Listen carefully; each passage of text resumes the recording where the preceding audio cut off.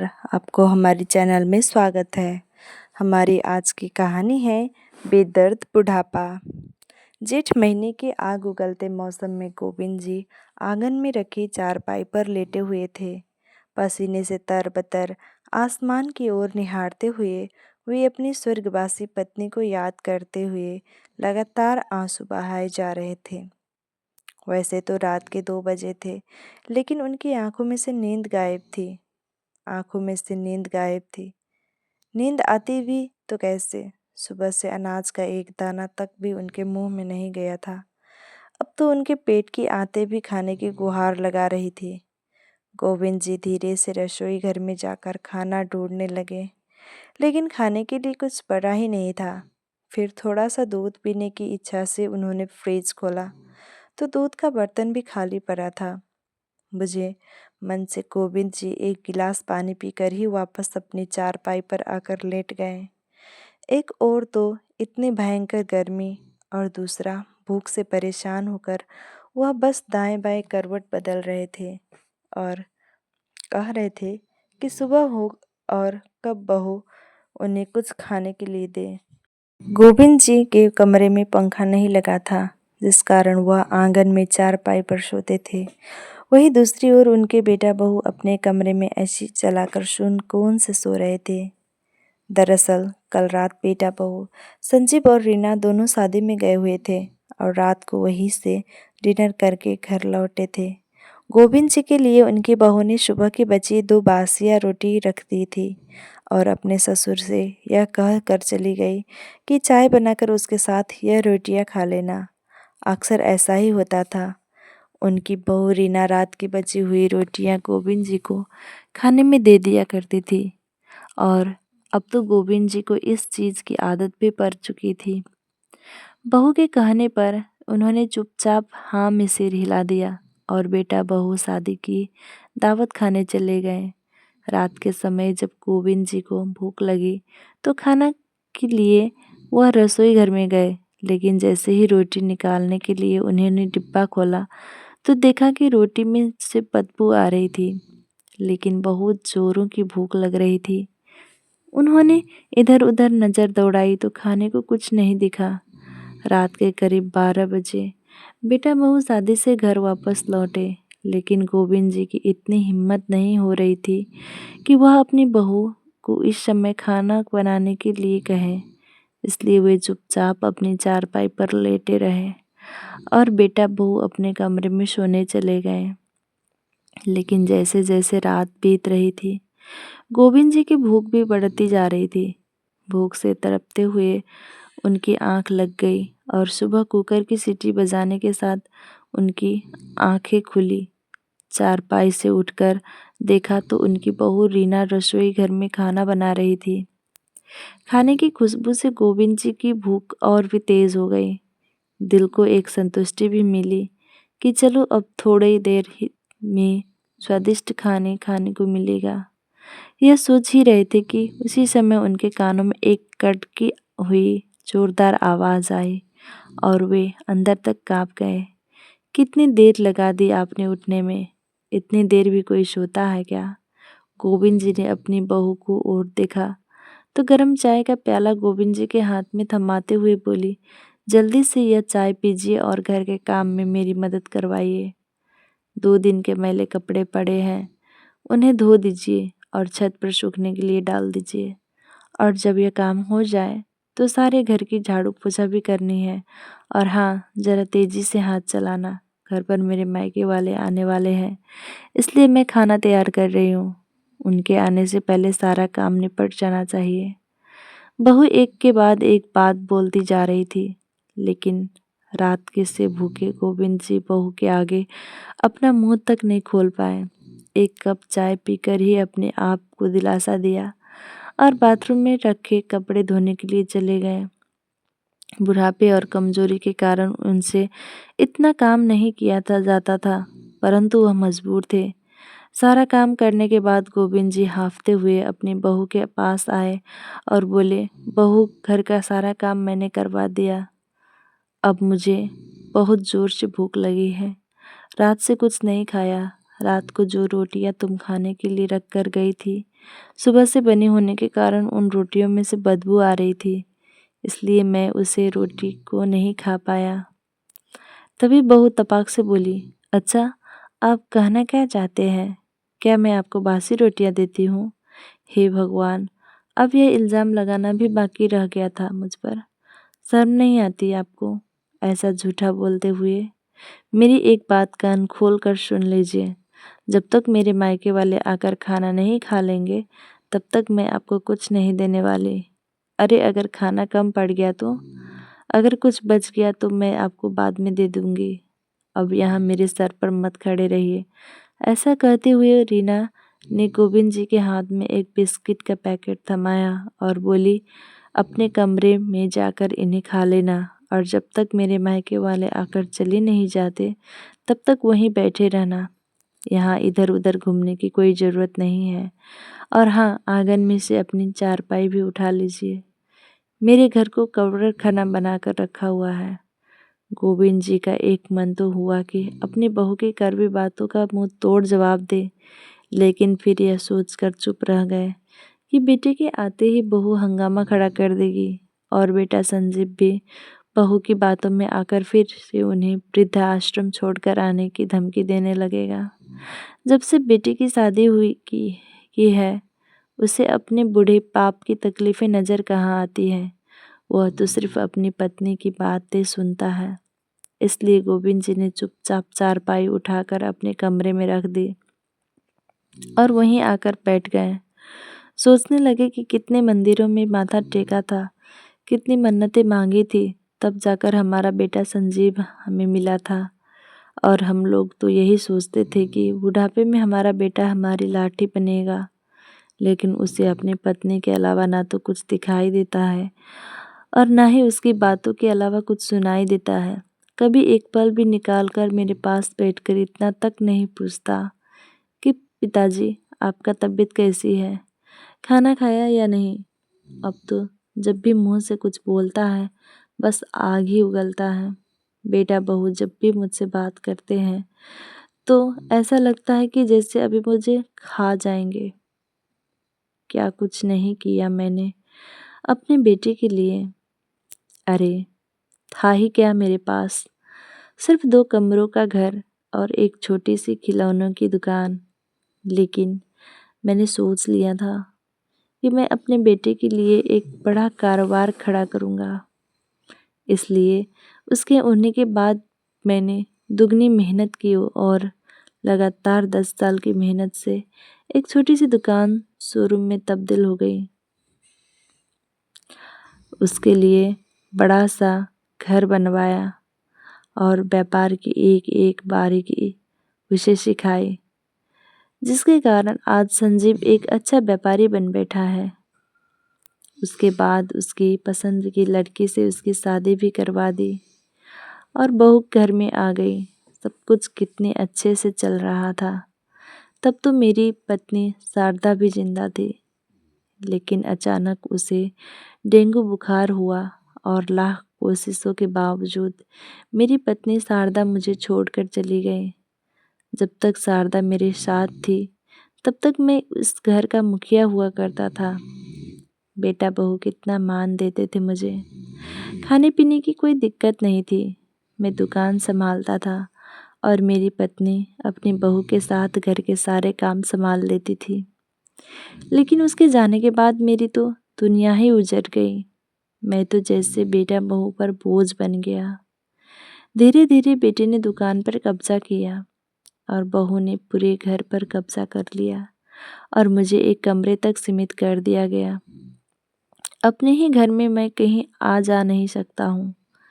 कुछ दिनों के लिए मेरी तबीयत क्या खराब हुई, बेटे ने तो मुझे दुकान पर बैठने से ही मना कर दिया, यह कहकर कि आप बूढ़े हो गए हैं, तबीयत खराब हो जाएगी तो कौन संभाल लेगा। अब दुकान पर आपकी कोई ज़रूरत नहीं है। दुकान में बहुत अच्छे से संभाल सकता हूँ। ऐसा कहकर उसने दुकान पर कब्जा जमा लिया। जेब में कुछ रुपए होते तो बाहर से ही खाने को कुछ खरीद लेता, लेकिन बेटा तो मुझे 1 रुपए तक नहीं देता और बहू खाने को कुछ नहीं देती। सोचते सोचते गोविंद जी फूट फूट कर रोने लगे। गोविंद जी की पत्नी शारदा को गुजरे हुए 10 साल बीत चुके थे और बेटे बहू का रवैया दिन ब दिन खराब होता जा रहा था। अब तो उन्हें 2 वक्त की रोटियां भी बहुत मुश्किल से मिल पाती थी। गोविंद जी के बेटे ने उन्हें बूढ़ा करार देकर दुकान आने से तो मना कर दिया, लेकिन बहू अपने बूढ़े ससुर से घर के सारे काम करवाने लगी।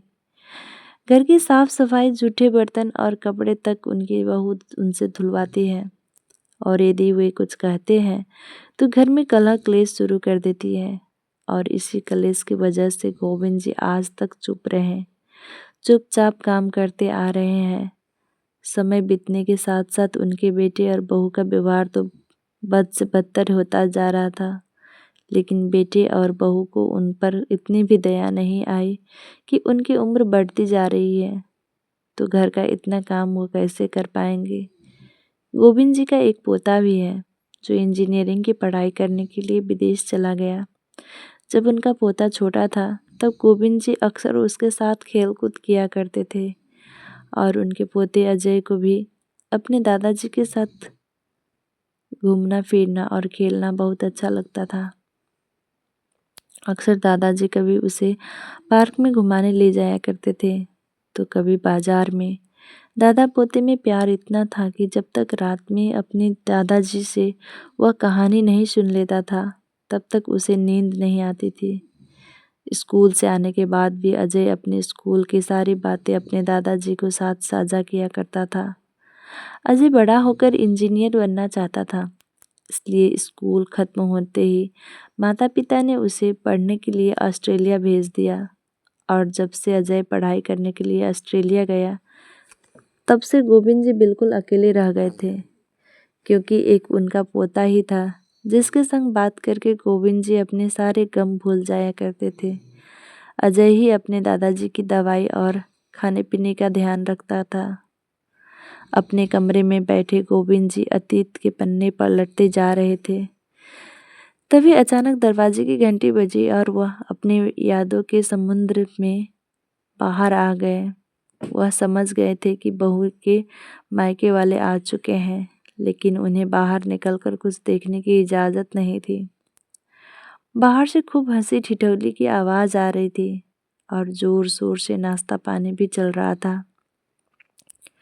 रात से भूखे गोविंद जी अपने कमरे में बैठे बैठे इंतज़ार कर रहे थे कि कब बहू के मायके वाले खाना खाए तो उन्हें कुछ खाने को मिले।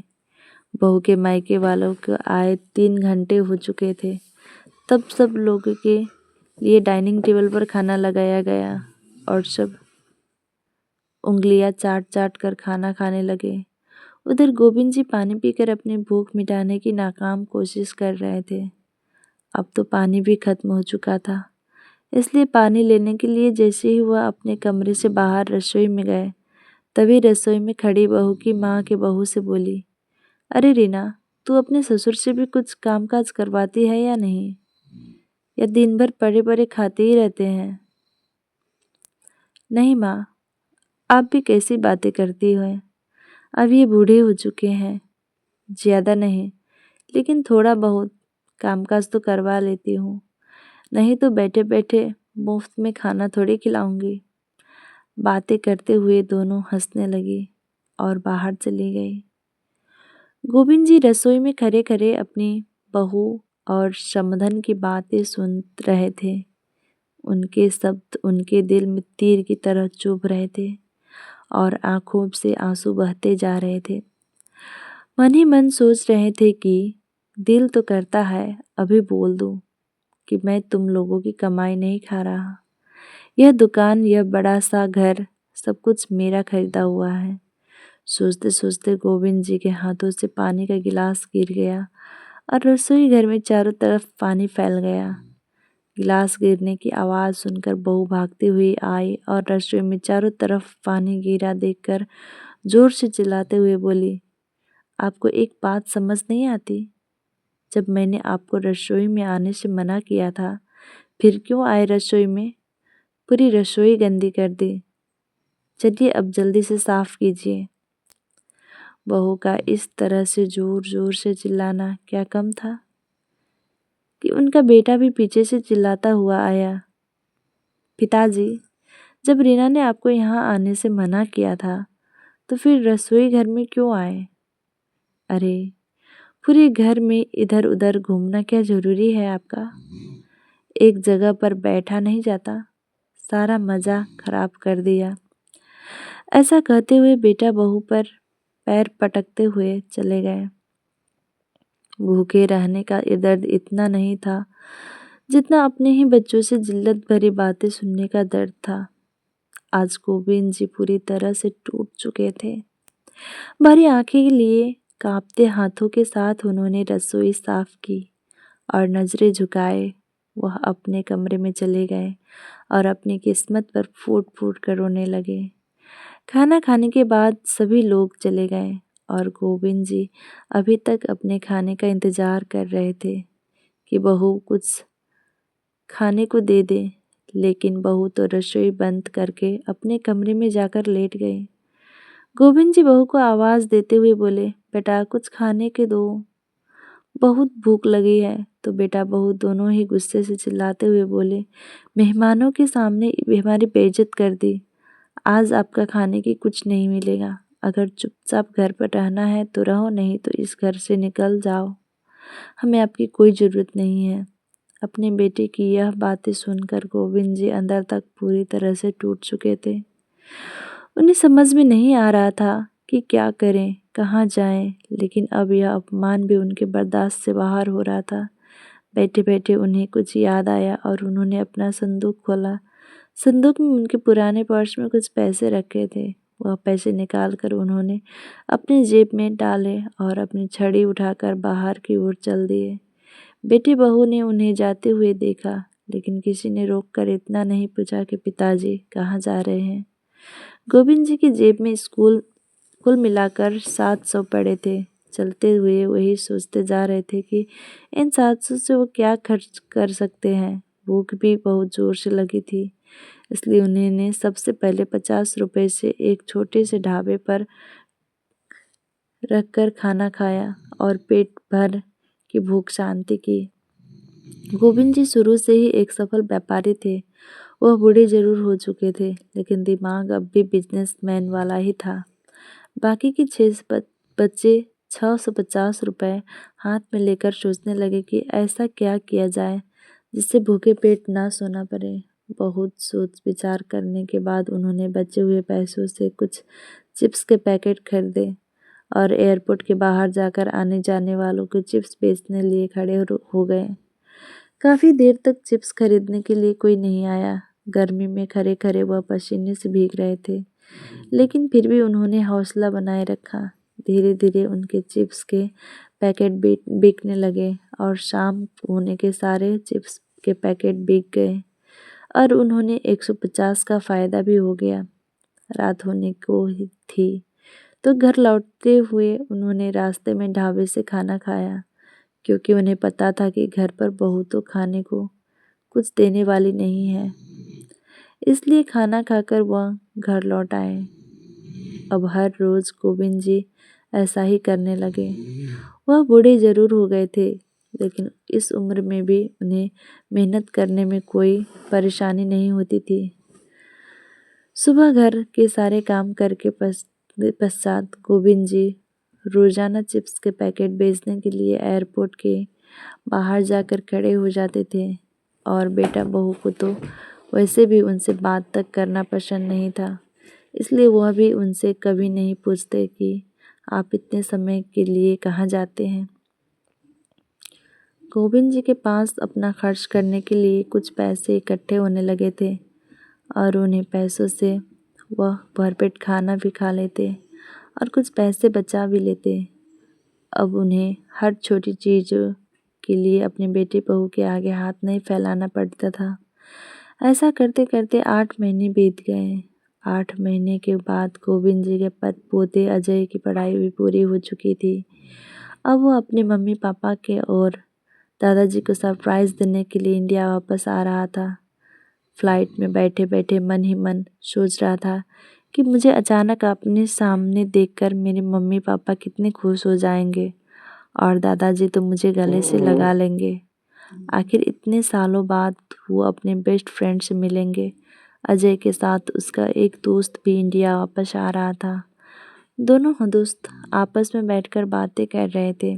अजय अपने दोस्त को अपने दादाजी के बारे में बता रहा था कि उसके विदेश जाने की बात सुनते ही उसके दादाजी की आंखों में आंसू आ गए थे और आज उसे अचानक अपने सामने देखकर उसके दादाजी को खुशी का तो ठिकाना ही नहीं रहेगा।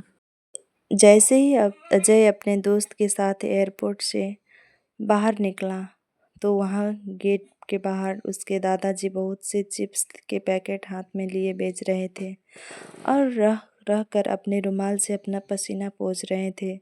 उसी समय अजय के दोस्त ने उसे कहा, अजय यह तो तुम्हारे दादाजी जैसे लग रहे हैं। वे दोनों गोविंद जी के नज़दीक गए। जाकर देखा तो अजय की आंखें फटी रह गई क्योंकि वह सचमुच उसके दादाजी ही थे। दादाजी आने जाने वाले लोगों को बुला बुलाकर चिप्स का पैकेट खरीदने के लिए गुजारिश कर रहे थे। जैसे ही अजय उनके पास गया तो बिना देखे ही उन्होंने उसे बोला, यह चिप्स खरीद लो बेटा, ₹10 के एक पैकेट है, बताओ कौन सा चाहिए। उसी समय अजय की आंखों से झरझर आंसू बहने लगे। भरे गले से अजय बोला, मुझे तो बस मेरे दादाजी चाहिए। अपने पोते की आवाज़ सुनकर गोविंद जी ने जैसे ही नजरें उठाई तो सामने उनका पोता अजय खड़ा था। दोनों दादा पोता एक दूसरे से खूब कस कर गले मिले और फूट फूट कर रोने लगे। पास में खड़ा अजय का दोस्त यह सारा नज़ारा देख रहा था और उसकी भी आंखों से आंसू बह निकले। फिर अजय ने अपने दादाजी की ओर गैर गौर से देखा। वह पहले से बहुत ज़्यादा कमज़ोर हो चुके थे। उनके चेहरे को देखते ही उसे प्रतीत हुआ मानो उन पर वेदनाओं के पहाड़ चकनाचूर हुए हो। भरे गले से पूछा, दादाजी लेकिन आप यहाँ ऐसी हालत में चिप्स क्यों बेच रहे हैं? इस उम्र में तो आपको आराम करना चाहिए। अब आपको चिप्स बेचने की क्या ज़रूरत पड़ गई? और मम्मी पापा कहाँ हैं? क्या उन्होंने आपको यह सब करने से मना नहीं किया? देखिए तो कितनी तेज़ गर्मी पड़ रही है और आप पसीने से पूरी तरह भीग चुके हैं। अगर आपको कुछ हो जाता तो मेरा क्या होता? पहले ही मैं अपनी दादी को खो चुका हूँ। आज इतने दिनों बाद अपने पोते के मुंह से अपनापन और प्यार भरे शब्द सुनकर गोविंद जी फूट फूट कर रोने लगे। जैसे ही गोविंद जी ने अपने पोते को अपने ऊपर हुए अत्याचारों के बारे में सब कुछ बताया तो अजय के पैरों तले जमीन खिसक गई।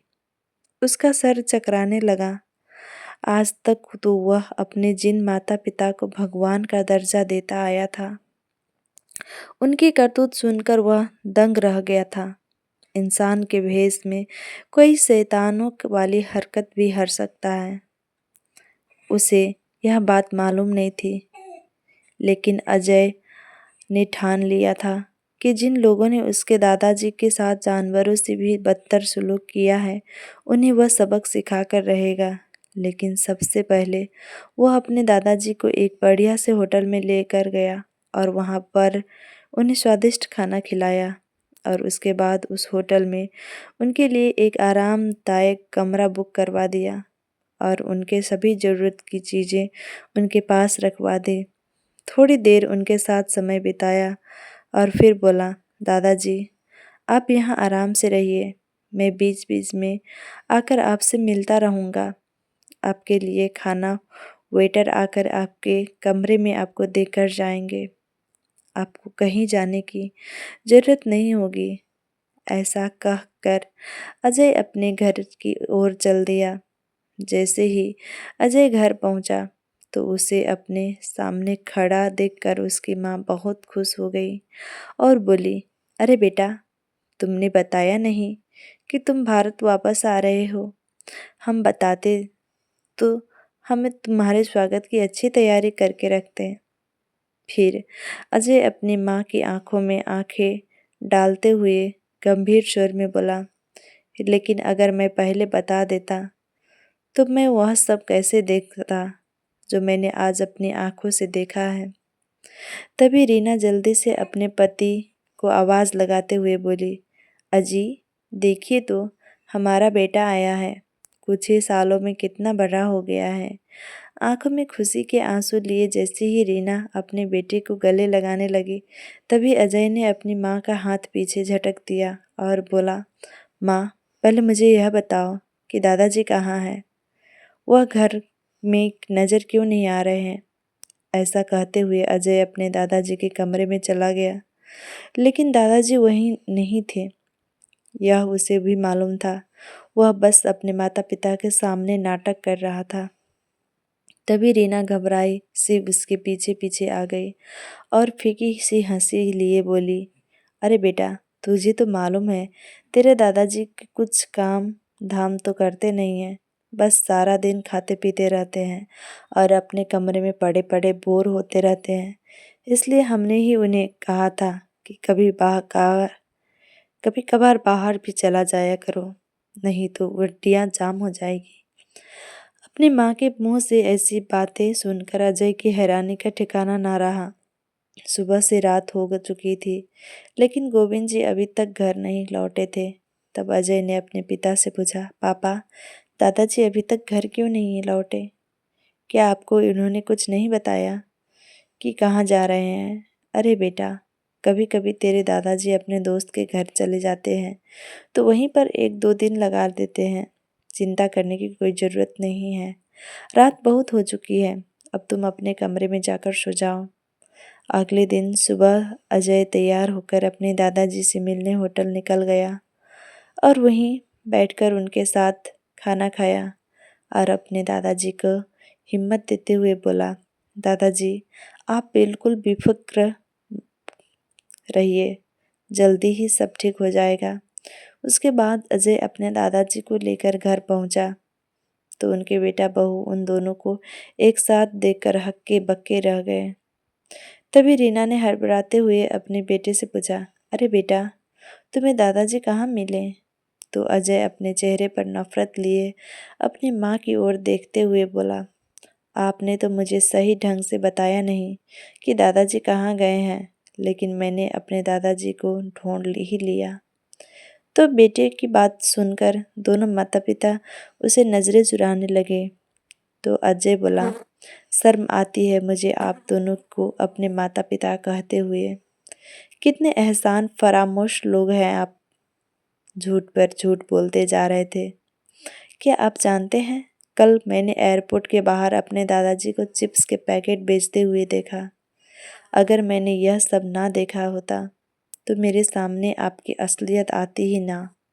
अरे कहा जाता है कि महिलाएं नरम दिल की होती है, लेकिन आप एक औरत होकर अपने पिता इन समान इंसान के साथ ऐसा कैसे कर सकती हैं?